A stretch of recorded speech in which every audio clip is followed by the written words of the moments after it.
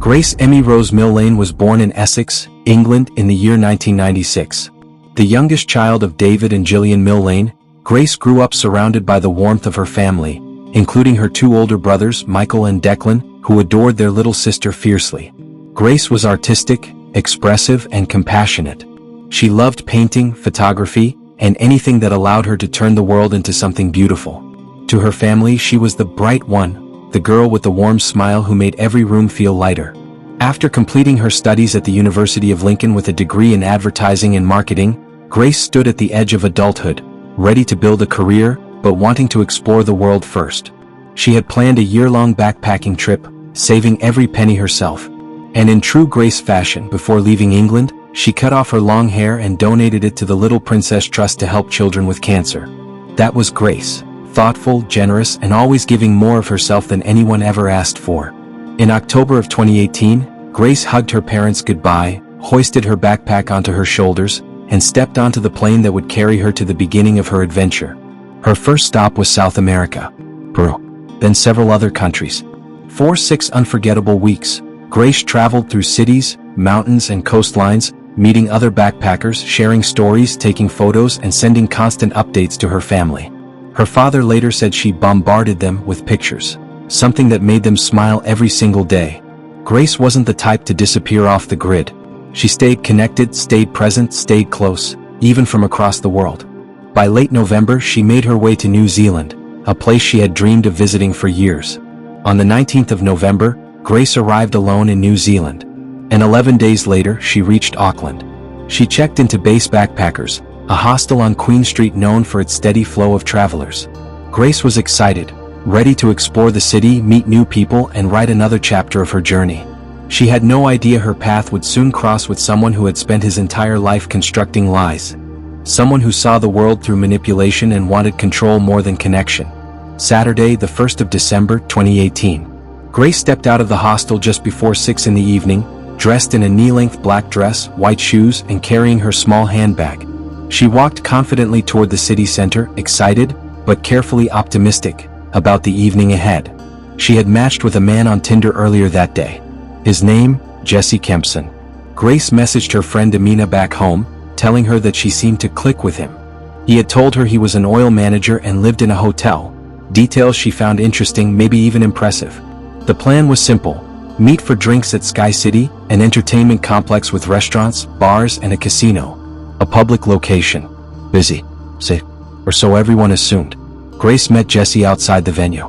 CCTV footage later showed the two greeting one another warmly before entering the building together. What followed, at least on the surface, appeared to be a pleasant date. They smiled, drank, talked closely at their table. After a while, they moved to another spot, the Bluestone Room, a bar a short walk away. But something strange happened there. When Grace got up from the table, CCTV captured Jesse reaching over, picking up her handbag and quietly searching through it. It was a small moment, barely noticeable at the time. But in hindsight, it was chilling. A sign of control. A sign of entitlement. A sign of who Jesse Kempson truly was. By 9:30 that night, the pair left the bar, arm in arm, walking through the heart of Auckland. Grace was smiling, relaxed, comfortable. And it is here, in the middle of the story, that I want to pause just briefly. If you are watching on Buried Secret Media, please remember to like, comment, and hit the subscribe button.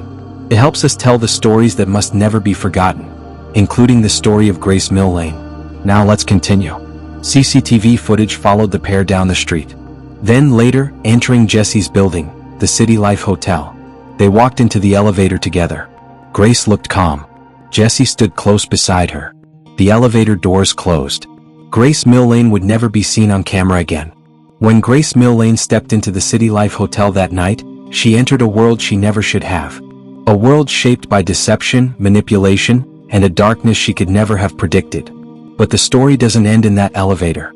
It continues, through the silence that followed. A silence her family felt immediately. Sunday, the 2nd of December, 2018. It was Grace's 22nd birthday. Back home in England, her family and friends woke up excited. They sent messages, photos, voice notes, birthday wishes pouring across time zones. Grace loved birthdays. She adored the celebrations, the attention, the laughter. But that day, she didn't respond. Her phones, both of them, went straight to voicemail. At first there was confusion, then worry, then a cold, sharp fear that tightened around her parents' hearts. Grace had never gone silent before. Not for an hour, not for a night, and never on her birthday. Her brother Declan said the alarm hit instantly. Grace had been sending photos and updates constantly across her entire trip. She was a home bird, deeply connected, always checking in. This was not like her. Something felt wrong. Her parents tried again and again. Still nothing. By Wednesday, the 5th of December, 3 days of complete silence, her parents contacted the Auckland police and reported Grace as a missing person. It was every traveler's family's nightmare. A child, thousands of miles away. A sudden disappearance. No contact. And no idea who she was last with. But investigators were about to find out. When police contacted the base backpackers hostel, staff checked Grace's room. Most of her belongings were still there. Clothes, bags, items she would never leave behind. But she had never checked back in after leaving on Saturday night. At first, detectives considered the common explanations. Maybe she had met new friends. Maybe she stayed somewhere else. Maybe she simply forgot to charge her phone. But those possibilities collapsed quickly. Grace's parents were certain she would never ignore their messages. Especially not all of them. Especially not for days. Then police reviewed CCTV from the city. Dozens of cameras. Blocks of footage. Hour after hour of digital trails. It did not take long. There she was. Grace Millane, smiling, walking, talking, drinking, with a man they did not recognize. A man they quickly identified through social media. Because the night Grace disappeared, she had changed her Facebook profile picture. And under that picture was a comment. Beautiful. Very radiant. From him. The man in the CCTV footage. His name, Jesse Shane Kempson, age 26. To the outside world, Jesse presented himself as successful, confident, and charming. But beneath the surface, detectives found someone very different. He was a pathological liar. He claimed to be related to an All Blacks rugby player. He claimed he was dying from cancer. He claimed he was a professional athlete. He claimed he was a corporate manager earning significant money. Every claim was a fiction. Former landlords described him as a fantasist who lied about income, employment, and even his identity. He told one landlord that he was a top manager at Woolworths. In reality, his rent was paid by state benefits. He had been evicted multiple times, fired repeatedly, rejected by employers, partners, and friends. Detectives quickly realized they weren't dealing with a charming bachelor. They were dealing with someone who lived entirely inside his own invented world, and reacted with desperation whenever that fantasy began to crumble. And Jesse had met Grace on the very day he was fired from his latest job for lying. On the 5th of December, the same day Grace was reported missing, police asked Jesse to come to the station for routine questioning. He arrived relaxed, composed, performing innocence like a role he'd practiced for years. He told detectives he and Grace had a nice evening, ending with a hug and a kiss on the cheek. He claimed they parted ways around 10 o'clock and that he never saw her again. He said Grace had unmatched him on Tinder the next day. He appeared calm, cooperative. He even agreed to provide a voluntary DNA sample. But there was a problem. Police had not finished reviewing the CCTV from Jesse's hotel. And when they did, his entire story shattered. Footage showed Jesse and Grace entering the City Life Hotel together. Arm in arm. Laughing. Heading toward the elevator. They went up to his floor. He walked out. She followed him. The door closed. Hours passed. Morning arrived. Guests checked out. But Grace never emerged. What did emerge, however, was Jesse, leaving the hotel with a calm, chilling efficiency that struck detectives immediately. At 9 o'clock that morning on Grace's birthday, Jesse was caught on camera at a shop, buying a suitcase. Later he bought cleaning products. Then he went to a car rental company and rented a red Toyota. Later still, he met another woman from Tinder, the very same day Grace stopped responding to her family. That woman later told police that Jesse frightened her. He spoke about burying bodies, about knowing police officers, about things that made her so uncomfortable she refused to get into his car. By the afternoon, Jesse was seen renting a carpet cleaning machine called a rug doctor, insisting he needed to clean red wine stains. Hours after that, he loaded 2 suitcases onto a hotel luggage trolley and rolled them into the red Toyota. The next morning, he was seen buying a shovel. Hours later, he was washing the rental car with intense focus, spraying, scrubbing, wiping. He then returned the car, and another customer unknowingly rented it later that same day. Police now had a timeline. a disturbing one. And when they went to find Jesse at the City Life Hotel, surveillance cameras captured him returning to the lobby, only to turn around quickly the moment he saw police waiting for him. The officers ran after him. And this time, Jesse Kempson was not allowed to walk away. With Jesse Kempson now back inside the police station, detectives prepared for a second interview. Only this time, the facts were stacked heavily against him. The CCTV, the timeline, the purchases, the lies, and most importantly, the question he could not escape. Where was Grace Millane? The answer he was about to give would mark the moment this investigation shifted from a missing person case to something far darker. When Jesse entered the interrogation room for the second time on the 8th of December, he didn't look like the confident man from before. His posture sagged, his eyes flickered nervously, and his voice lacked the smoothness he used earlier. Detectives asked him again, "What happened the night you were with Grace?" This time his story changed completely. He said Grace had visited his room willingly. They drank, they kissed, they engaged in intimacy. Then he offered a new explanation, a disturbing one. He claimed Grace had asked for rough sexual behavior, bondage, choking. He said they experimented, that she wanted him to do it, that things went too far. He claimed he went into the shower afterward and fell asleep. "When I woke up, she was dead," he whispered. Detectives sat in silence, staring at him, letting the lie unravel fully, because they already knew the truth. Grace could not have died silently. She could not have died quickly. There would have been signs, struggles, movement, sound. Medical experts would later testify that strangulation requires 4 to 5 minutes of sustained pressure. It is not instantaneous. It is prolonged. It is violent. And no one falls asleep through that. But Jesse kept going with his story, claiming everything was an accident, a misunderstanding, a sexual misadventure. Then detectives asked the question that broke him. "Where is Grace's body?" A long pause, a tremble, a deep breath. Then Jesse answered, "I can show you." Within hours, police prepared for a grim search. Detectives drove with Jesse toward the Waitakere Ranges, a large, forested area west of Auckland known for its walking trails and dense greenery. The car ride was heavy with silence. Outside the windows, the city faded into countryside. Countryside faded into forest. And the forest grew darker.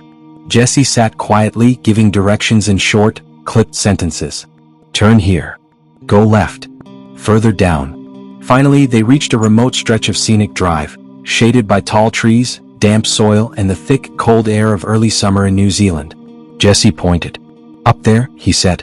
Detectives stepped out of the car. Officers followed the direction he indicated. 10 yards from the roadside, they found disturbed earth. Leaves scattered unnaturally. Soil shifted.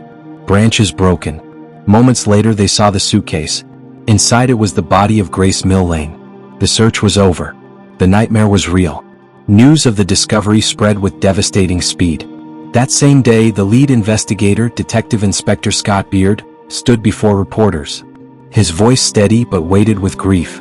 "I can confirm we have located a body which we believe to be Grace," he said softly. "The evidence suggests she was the victim of a homicide." The Millane family had arrived in New Zealand earlier that week. Grace's father, David, had stood before the cameras begging for help, his voice cracking as he spoke of his daughter's loving spirit. Now he had to hear that she was gone. Millions watched the emotional press conference. People around the world cried for a young woman they had never met. Hundreds gathered in Auckland for vigils, lighting candles, laying flowers, holding signs that read, "Grace, you should have been safe here." And perhaps the moment that captured the nation's grief most deeply came from New Zealand's Prime Minister, Jacinda Ardern. Her eyes wet, her voice shaking, she apologized publicly to Grace's family. "Your daughter should have been safe here. And she was not. And I am so sorry for that." It was rare for a world leader to speak with such direct sorrow. But this case had pierced the heart of the country. As the public mourned, detectives worked tirelessly, building the case piece by piece. And what they found was horrifying. Late that night, after Grace had already died, Jesse used his phone to search the internet. Not for help. Not for panic.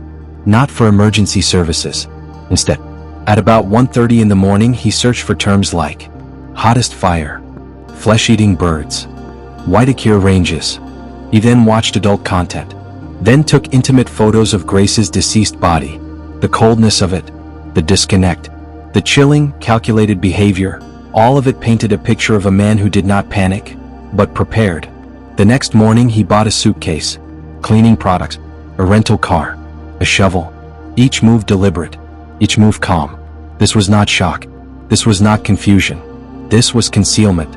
Forensic teams spent over 24 hours meticulously examining Jesse's hotel room. Despite his attempt to clean it, despite the rug doctor, despite the scrubbing, they found blood, traces of it hidden deep in the carpet fibers. Enough to show there had been an attempt to clean up a violent struggle. The truth was clear. Grace had not died by accident. She had been murdered. And the man who did it had gone on a date with another woman the next day, as if nothing had happened. On the 8th of December, 2 days after Grace was reported missing, Jesse Kempson was formally charged with murder. He was brought into court on the 10th of December, his face hidden by name suppression laws. But behind the blurred images, the world already knew, and so did the police. For them, this case was no longer about finding Grace. It was about justice. Justice for a young woman who crossed the world seeking adventure. Justice for a family whose hearts had been shattered. Justice for a life cut short by cruelty. But the darkest chapters of this story were still ahead. When the news of Grace's death reached the world, something rare happened. An entire nation paused. New Zealanders left flowers along city streets. Strangers cried in supermarkets. Messages of sorrow flooded across continents. But behind the public heartbreak lay the next painful chapter, uncovering exactly what happened to Grace and building a case strong enough to expose the truth in a courtroom. This chapter begins with the autopsy. Pathologists spent hours carefully examining Grace's body, piecing together her final moments with heartbreaking precision. Their findings were blunt, clinical, and devastating. Grace had been strangled. She had bruising on her arms and chest, injuries that indicated she was pinned down. The pressure on her neck had lasted at least 4 to 5 minutes, enough time for a person to lose consciousness, then life. Strangulation, experts explained, is not quick, not silent, not accidental. It requires intention. It requires force. It requires time. The evidence completely contradicted Jesse's claims that Grace's death was a tragic accident during consensual activity. There was nothing accidental about it. Detectives now knew what they had suspected from the moment Jesse told his story. Grace Millane had been murdered. Now thousands of miles from home, Grace's father David and her uncle stood with New Zealand police, facing the unimaginable reality no parent should ever endure. David's voice trembled as he spoke softly about his daughter. Grace was a loving, outgoing, family-orientated girl. "We are devastated." His grief sat heavy in his eyes. The kind of grief that doesn't fade. The kind that settles deep inside the bones. Officers who worked with him later said the heartbreak in the room was impossible to describe. One detective said, "As a father myself, it tore me apart." The Millane family had traveled across the world searching for their daughter. Now they had to prepare to bring her home. But before that could happen, there had to be answers. And there had to be justice. Across New Zealand, candlelit vigils grew by the hundreds. People gathered in city squares, on beaches, and outside police stations. Some held flowers. Some held photos. Some simply stood silently, heads bowed. Women painted messages on posters. "Grace, you should have been safe here." Men wrote signs saying, "We must do better." Entire communities grieved for a daughter they had never met. And then the moment that captured the world, New Zealand's Prime Minister Jacinda Ardern spoke publicly. Her voice was soft, her eyes full. "On behalf of New Zealand, I want to apologize to Grace's family. Your daughter should have been safe here, and she was not, and I am so sorry for that." It was more than a political statement. It was a nation acknowledging collective failure. It was a leader speaking as a parent, not just a prime minister. Grace's story had become more than a crime. It had become a reckoning. Inside the forensic labs and police offices, the case against Jesse Kempson grew stronger by the hour. Detectives reconstructed every minute of the night Grace disappeared. Is CCTV from Sky City? Is CCTV from the Bluestone Room? Footage of Jesse and Grace entering the hotel? Footage of him leaving alone at his shopping trips, his suitcase, his rental car, the shovel, the cleaning supplies, the suspicious searches on his phone, the photos he took after she had died. When laid out chronologically, the picture was horrifying. Jesse did not panic. He did not call for help. He did not attempt CPR. He did not alert staff or authorities. Instead, he cleaned. He searched. He watched explicit content. He took photos of Grace's lifeless body. He purchased items to dispose of her. He rented a car. He buried her in a forest. Then, he went on another Tinder date that same day. A date during which he spoke freely about killing and burying bodies. This was not a man in shock. This was not a man overwhelmed by a tragic accident. This was a man covering up a murder. And detectives knew it. In early December, Grace's body was formally released to her family. Her father accompanied her casket as it was flown from Auckland back to England. The plane touched down softly on the runway in Essex, carrying not only Grace, but a grief so heavy it felt like a weight pressing against the entire town. In Brentwood Cathedral, hundreds of mourners gathered. The service was filled with photos of Grace's smile, bright, kind, glowing with life. David Millane stood before the crowd, tears in his voice. There is a hole in our lives that can never be filled. Police Detective Scott Beard, who had led the investigation, flew all the way to England to attend the funeral and support the family. It was unusual for a lead investigator to travel so far, but this was not a typical case. Grace had become a daughter of two countries, and both were grieving her. While the world mourned, prosecutors began assembling the legal framework for the trial. Jesse continued to insist Grace's death was accidental. He maintained that she had asked for choking, that things had gone wrong, that he had panicked. But prosecutors had a mountain of evidence that said otherwise. His lies, his actions after her death, his patterns of fantasy and manipulation, his searches, his photographs, his purchases, his calm behavior the following day. And soon, more disturbing information emerged. Two more women had come forward. They recognized Jesse's blurred image on the news, and both had horrifying stories of their own. Stories that would later form the backbone of additional criminal trials.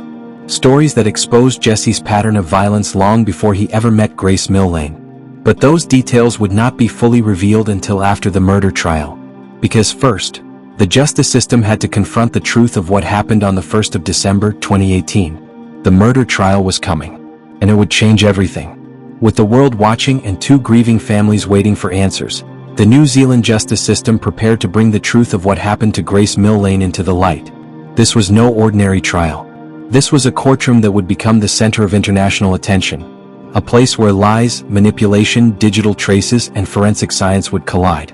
And sitting at the center of it all was one man. The only man who knew exactly what happened inside that hotel room. It was November of 2019, almost a full year after Grace's death. Inside the High Court in Auckland, Jesse Shane Kempson sat in the defendant's chair. His face emotionless, his posture stiff, his eyes cold. Even though his identity was still suppressed in New Zealand, the rest of the world already knew who he was. Around him, every seat in the courtroom was filled. Journalists, legal observers, members of the public, and Grace's family, sitting silently, bracing themselves for what they were about to hear. The trial was expected to last 3 weeks, and it began with the prosecution outlining the truth they intended to prove. Grace did not die by accident. She did not ask for what happened. She did not consent to violence. She was murdered, deliberately and intentionally, by a man whose lies had finally caught up with him. Then the defense stood. Their argument was predictable, but deeply painful for Grace's family. They claimed Grace's death occurred during consensual rough intimacy, that she had asked for it, that this was sexual misadventure gone wrong, that Jesse panicked afterward but had not meant to harm her. They attempted to shift the focus away from Jesse and onto Grace. The courtroom grew tense. Journalists later described the atmosphere as uncomfortable, unsettling, and heavy with anger. But prosecutors were ready, and they had evidence that would dismantle every lie Jesse tried to hide behind. The most damning evidence came from Jesse's own phone. Detectives presented his search history from the early hours of the 2nd of December, after Grace had already died. The courtroom listened as the prosecution read aloud. Hottest fire, flesh-eating birds, Waitakere ranges. Moments later, he accessed explicit websites. Then prosecutors revealed something worse. He had taken several intimate photos of Grace's lifeless body. The courtroom went still. Grace's mother covered her face with her hands. Her father closed his eyes painfully. These were not the actions of a man in shock. Not the actions of someone who had witnessed an accident. These were the actions of someone chillingly calm. Someone detached. Someone methodical. Then came the second blow. His phone showed searches for ways to dispose of a body, long before he bought the suitcase, long before he rented the car. The digital trail painted an undeniable picture. Jesse did not panic. Jesse planned. Next, forensic experts took the stand. Their testimony was clinical, detailed, and devastating. They explained that for Grace to have died the way she did, pressure must have been applied to her neck for at least 4 full minutes, likely longer. A person cannot accidentally apply that much pressure for that long. They cannot do it without noticing the victim's struggle. They cannot do it without intent. 4 minutes is a lifetime in violence. 4 minutes is awareness. 4 minutes is choice. Then came evidence from the hotel room. Blood traces embedded deep in the carpet. Attempts to clean the room with a rug doctor machine as signs of scrubbing, a disruption in fibers consistent with dragging. All of it pointed to the same conclusion. This was not an accident. This was not consensual. This was homicide. Finally, the prosecution turned their attention to Jesse himself. They walked the jury through his history of pathological lying. Fake jobs, fake illnesses, fake relationships, fake identities, fake stories to landlords, fake stories to employers, fake stories to the women he dated. They proved that even on the day Grace died, Jesse had lost yet another job because of lies. His history was a pattern. A familiar, repetitive, escalating pattern. A pattern that now included violent behavior. One by one, the prosecution laid out every lie he told the police in his interviews. First story, he barely knew Grace. They parted at 10. She left safely. Second story, they had intimacy. He went to shower. Fell asleep. Woke up to find her dead. Third story, she begged for choking. Every version contradicted the last. And then the CCTV timeline was shown. Dozens of clips from dozens of angles, capturing every move Jesse made for 2 days after Grace's death. The suitcase, the cleaning products, the rental car, the shovel, the forest. The jury watched silently as his lies collapsed frame by frame. In one of the most emotional moments of the trial, the prosecution described Grace's last minutes alive. They explained gently, but powerfully, how the human body reacts during strangulation. How long it takes, how much force is needed, how a victim would struggle, how they would fight for air, how they would eventually lose consciousness, and then life. It took minutes, not seconds, not accidental. Minutes of pressure, minutes of awareness, minutes where Jesse had time to stop, and chose not to. The courtroom sat in painful silence. Grace's parents held on to each other, their faces wet with tears. The prosecutor concluded, Grace Millane was alive. She was conscious. She was fighting for her life. And the defendant did not stop. After 3 weeks of testimony, the trial finally drew to a close. The judge summarized the evidence. The prosecution and defense made their final statements. Then the jury was dismissed to deliberate. They considered everything. The digital evidence of the forensic science, the CCTV timeline of Jesse's lies, his behavior after Grace died, the attempts to conceal the body, his history of manipulation. Hours passed. And then, the jury returned. The courtroom rose as the foreperson stood. Do you find the defendant, Jesse Shane Kempson, guilty or not guilty of the murder of Grace Emmie Rose Millane? A breathless pause. Guilty. The word echoed. Grace's family wept in quiet relief. Detectives bowed their heads. The man who killed Grace would finally face the consequences. But this story was not over. There were still more revelations to come, shocking ones, that would expose an even darker pattern behind Jesse's life. The guilty verdict was not the end of the story, not for Grace's family, not for New Zealand, and not for the legal system that now had to determine what punishment fit a crime defined by cruelty, deception, and an immeasurable loss. What came next would expose the full horror of Jesse Shane Kempson's behavior, a history that stretched far beyond the night he killed Grace. This is the chapter where the truth finally emerged. On the 21st of February 2020, Jesse Kempson stood in front of the High Court of Auckland to hear his fate. For the first time since Grace's disappearance, he seemed smaller, less confident, less composed. Behind him, rows of reporters filled the seats. In front of him, the judge prepared to deliver a sentence that would echo across the world. The prosecution argued that Jesse's actions were cold, deliberate, and disturbing. The defense begged for leniency, again insisting it was sexual misadventure. But the judge saw through all of it. He spoke slowly, intentionally, each word falling like a weight. You are a large and powerful man. She was diminutive. In those circumstances, Ms. Millane was particularly vulnerable. Then he addressed the lies, the endless layered fabrications Jesse used to mask his intent. You created a labyrinth of storytelling that shifted and twisted as the truth caught up with you. And in one of the most powerful moments, he spoke directly about the violence itself. For her to die this way, you had to apply sustained pressure for 4 to 5 minutes. This was not an accident. This was reckless murder. Finally, he delivered the sentence. Life in prison with a minimum non-parole period of 17 years. 17 years before he could even request parole. 17 years before he would even be considered for release. But many believed he would never walk freely again, because the truth about Jesse was about to become even darker. Then came the moment no parent should ever have to face, the victim impact statements. Grace's mother, Jillian, wrote her words with a pain so raw it seemed to spill from the page. She described sleepless nights, endless tears, a lifetime of guilt and agony. She said, "As a mother, I would have done anything to change places with her. I sit full of guilt knowing I could not help her." Her voice cracked as she recalled the terror Grace must have endured during her final moments. Moments no family should ever have to imagine.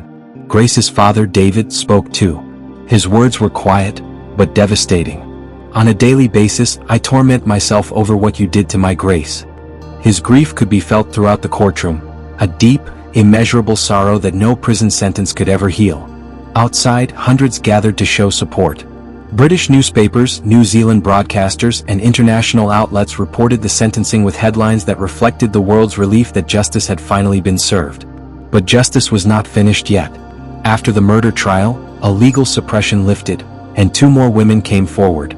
They hadn't been allowed to speak publicly during the murder trial because the law protected Jesse's identity until the case was complete. But once the guilty verdict was locked in, those restrictions ended. And what came out stunned even seasoned investigators. 2 women, unrelated, unaware of each other, walked into police stations after seeing Jesse's blurred image on the news. Both recognized him immediately. Both had stories of horror. Both had lived through their own nightmare with him. And both helped reveal that Grace Millane was not Jesse's first victim of violence. The first woman to come forward had been in a relationship with Jesse before Grace ever set foot in New Zealand. She described a pattern of control, manipulation, and escalating violence. Jesse held knives to her throat, he choked her until she could not breathe, he forced her to perform sexual acts against her will, he threatened to kill her, he financially drained her, taking $10,000 from her account, he isolated her completely. She lived in constant fear, afraid to speak, afraid to leave, afraid for her life. In October of 2020, Jesse was found guilty of multiple counts of assault, sexual violation, and coercive control. He was sentenced to 7.5 years. This sentence would run concurrently with his murder sentence, but it painted a deeper picture. Grace had not met an innocent man on Tinder. She had met a predator. The second woman to come forward was a British tourist, just like Grace. She had matched with Jesse on Tinder 8 months before Grace's death. During their encounter, he forced himself violently on her. When she tried to escape, he grabbed her and whispered, "If you do not do this, I will kill you and I will kill your family, and you know I will."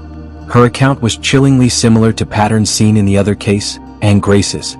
During the judge-alone trial in November of 2020, Jesse sat silently as the verdict was read. Guilty. He was sentenced to another 3.5 years. This too ran concurrently, but the verdict mattered. It proved beyond any doubt that Grace's murder was not an accident. Not a one-time mistake. Not a misunderstanding. It was the ultimate act of a long-standing pattern of violence, deception, and predatory behavior. When the judge delivered the guilty verdict in the rape trial, Jesse erupted, a flash of fury revealing the true man beneath the lies. "You are so full of, you had no reason to convict me," he shouted in court. His mask slipped. And for a moment, the world saw the real Jesse Kempson, angry, entitled, unhinged, and dangerous. It was a moment that would be remembered by everyone in that courtroom, because it proved what the evidence had shown all along. Jesse was not a man overwhelmed by guilt. He was a man who believed he had done nothing wrong. In November of 2020, nearly 2 years after Grace's death, tragedy struck again. Grace's father, David Millane, passed away after a battle with cancer. Many close to the family said the grief of losing Grace had broken him in ways he never recovered from. He had spent the final years of his life fighting for his daughter, standing in courtrooms, giving press conferences, reliving his nightmare day after day. And though he saw justice for Grace, he never truly healed. His death left a new wound in the family, one created by a grief that never had time to soften. Jesse attempted multiple appeals, trying to overturn his conviction, reduce his sentence, or change the legal record of his case. But one by one, every appeal collapsed. In December of 2020, the Supreme Court denied his final attempt. And finally, his name suppression was lifted. The world could now publicly identify him as Jesse Shane Kempson, the man found guilty of the murder of Grace Emmie Rose Millane. In the wake of Grace's death, something extraordinary happened. People who never knew her came together to honor her memory. More than £11,000 were raised for the White Ribbon Campaign, an organization dedicated to ending male violence against women. The Love Grace campaign began, collecting handbags filled with essential items for women escaping abusive relationships. Communities across New Zealand strengthened safety programs for travelers. Awareness surrounding violence against women grew on a global scale. Grace's kindness continued long after she was gone. Her light, the same light she shared with the world through her art, her smile, and her compassion, sparked movements, changed lives, and continues to protect women to this day. Her story became a reminder that violence is not something distant or rare. It is real. It is present. And it can hide in the most ordinary places. Grace Millane's story resonated far beyond New Zealand, far beyond the borders of her homeland, and far beyond the corners of the internet where her name became known. It triggered conversations, reforms, and movements. It forced countries, communities, and individuals to confront uncomfortable truths. About violence, about dating, about safety, about the lies dangerous men hide behind. The impact of her story is larger than the tragedy that took her life. It became a global wake-up call. Grace's murder became international news within hours of the announcement. The images of her smiling face appeared on screens in England to Scotland, Ireland to New Zealand, Australia, Canada, the United States, South Africa, and across Asia and Europe. Her story was discussed on radio stations, newspapers, and television panels. But why did the world respond so strongly? Because Grace was every daughter, every sister, every friend who sets out to experience the world with hope and trust. Millions of parents saw their own children in her. Millions of young women saw themselves. Millions of travelers recognized the courage it takes to explore alone, and the vulnerability that can come with it. Grace's story broke the illusion that danger always looks like shadows in the night or dark alleyways. Sometimes danger smiles.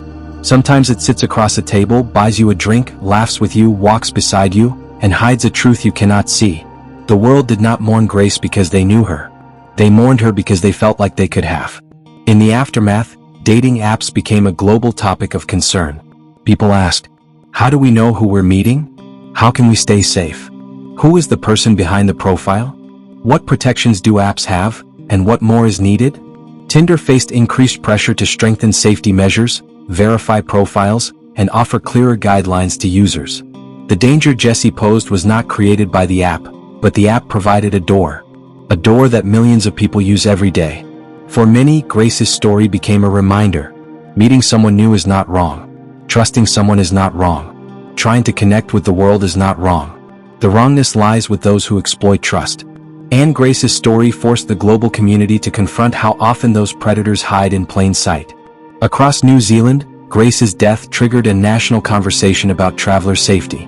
New initiatives were introduced, programs that offered better hostel safety briefings or provided clearer guidelines to tourists. It created more open communication channels, encouraged check-ins within the traveler community, raised awareness of warning signs to look out for. Locals became more vigilant. Travelers became more protective of one another. Even the hospitality industry, hotels, hostels, bars, re-examined their security protocols. Grace's case changed the way an entire nation thought about safety in everyday spaces. One of the most painful aspects of the trial was the defense strategy, a tactic the world has seen far too many times. Attempts to blame the victim. Attempts to twist her into someone responsible for her own death. Attempts to sexualize what happened. Attempts to hide intent behind excuses. These tactics sparked worldwide outrage. Social media lit up with messages such as, "Her choices didn't kill her. His did. She was not responsible for his violence. Stop blaming women for the actions of men." Activists, journalists, and everyday people spoke out. They fought back against the narrative that tried to paint Grace as anything other than what she was. A young woman who trusted someone she should have been safe with. A traveler looking for connection. A human being deserving of dignity. The widespread rage made one thing clear. The world was tired of victim blaming. Grace's story helped push that conversation further into the mainstream, urging courts, media outlets, and communities to rethink how they discuss violence against women. Throughout the investigation and trial, the Millane family showed a level of strength that moved the world. Their dignity, their composure, their grace, even in the face of unimaginable suffering. David Millane in particular became a symbol of a father's unconditional love. His press conferences, his interviews, his willingness to travel across the world to fight for his daughter's truth. That strength resonated deeply with people. Even after his passing in 2020, thousands wrote tributes online, saying his devotion to Grace helped them understand the depth of parental love in a new way. And Gillian, Grace's mother, though quieter in the media, carried a strength that was impossible to ignore. Her victim impact statement demonstrated a mother's heartbreak, but also a mother's courage. The Millane family did not just lose their daughter. They faced the cameras, faced the courtroom, faced the world, and through all of it they showed dignity that touched millions. Out of the pain, something beautiful grew. The Love Grace campaign started small but quickly blossomed. It asked people to donate handbags filled with essentials, items that could help women fleeing violent or abusive situations. Thousands of bags were collected. Thousands of women received support. Thousands of lives were touched by a movement born out of tragedy. Grace's compassion lived on in every donation. Her spirit lived on in every act of kindness. Her memory lived on in every woman helped. And in a world where violence so often dominates the headlines, Love Grace became a reminder that love, generosity, and community can rise out of darkness. Grace Emmie Rose Millane was more than the way she died. She was the way she lived. Loving and creative, warm, adventurous, compassionate, close to her family, full of dreams, eager to see the world. Her story continues to echo across continents not because of tragedy, but because of the light she carried. A light her family continues to protect. A light her community continues to honor. A light that inspired reforms, activism, unity, and global awareness. Grace's life mattered. Her story mattered. Her legacy matters. And as long as we speak her name, as long as we remember her journey, as long as we protect those who travel alone, Grace Millane continues to change the world. We have spent this documentary walking through the life, the disappearance, the tragedy, and the legacy of Grace Emmie Rose Millane. But to understand the true impact of her story, we must look beyond the details of the crime, beyond the timelines, beyond the courtroom. Because in the end, this is not simply a case about violence. It is a story about humanity, both its darkness and its light. The darkness that took Grace's life, and the light that her memory restored to millions. Grace's story forces a difficult truth into the open. Danger does not always look dangerous. It can wear a smile. It can hold a conversation. It can ask for a date. It can blend into a crowd. It can pretend to be ordinary. Jesse Shane Kempson was not a stranger in a dark alleyway. He was a man sitting across from Grace in a bar. A man she believed she could trust. A man she walked beside through a busy city. And that is what makes this case so profoundly painful. Grace did not do anything wrong. She did not make a dangerous decision. She did not behave recklessly. She did what millions of young people do every day. She met someone new. The blame does not belong to her. It never did. It belongs solely to the man who chose violence. Understanding this is one of the most important lessons her story leaves behind. Around the world, Grace's case sparked massive conversations about violence against women, dating app safety, the culture of victim blaming, the myths surrounding rough intimacy, the responsibility of men to challenge harmful behavior. Her death became part of a larger global movement, one demanding accountability, education, empathy, and change. From parliament debates to university forums, from women's shelters to social media campaigns, her story became a symbol, not of tragedy alone, but of urgency. Because Grace's story did not happen in isolation. It was part of a pattern seen in cities and homes around the world. A pattern that must be confronted, dismantled, and replaced with awareness and protection. For Grace. For every woman harmed by violence. For every family shattered by loss. The conversation must continue. Few cases unite a global community the way Grace's did. From New Zealand's candlelit vigils to England's emotional tributes, to social media movements spanning continents. Millions stood together to mourn her, to honor her, to fight for her. They held moments of silence. They gathered in parks. They wrote her name in flowers. They carried signs calling for safety and justice. They sent messages of love to her family. Grace's story crossed borders because compassion crosses borders. Her loss was felt because humanity is universal. And though the world can be cruel, Grace's legacy shows something else. When darkness reveals itself, good people rise. They defend. They protect. They speak out. They refuse to forget. In the months following the trial, Grace's family released a statement that captured the heart of their grief, but also the strength of their love. They said, "Grace was our sunshine, our laughter, our world. Losing her has destroyed us, but we will honor her for the rest of our lives." They thanked New Zealand for its kindness. They thanked the police for their tireless work. They thanked ordinary people who held candles, wrote messages, or simply carried Grace in their hearts. Their courage, in telling her story, in standing publicly despite unbearable pain, in continuing the Love Grace campaign, became a beacon for families everywhere who have lost loved ones to violence. The world admired their strength because it was real, raw, human, and heartbreaking.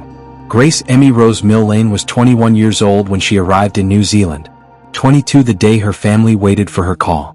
A young woman with dreams, excitement, and a light inside her that touched everyone who knew her. She loved art. She loved her family. She loved seeing the world. And she had so much more living left to do. Her life was taken, but her story continues.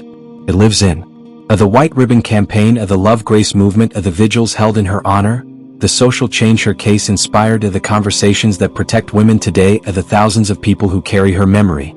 Grace changed the world. Not through her death, but through her life. Through her kindness. Through her compassion. Through the love she shared with everyone she met. And tonight, on Buried Secret Media, we remember her with the respect, dignity, and humanity she always deserved. To our viewers, thank you for joining us in remembering Grace Millane. If you or someone you know is experiencing violence, please reach out to your local support organizations. You do not have to face danger alone. And before we end, remember to like, comment, and subscribe to Buried Secret Media so we can continue telling the stories that matter, stories that deserve to be heard, stories that keep the memory of victims alive. Grace's story will never be forgotten.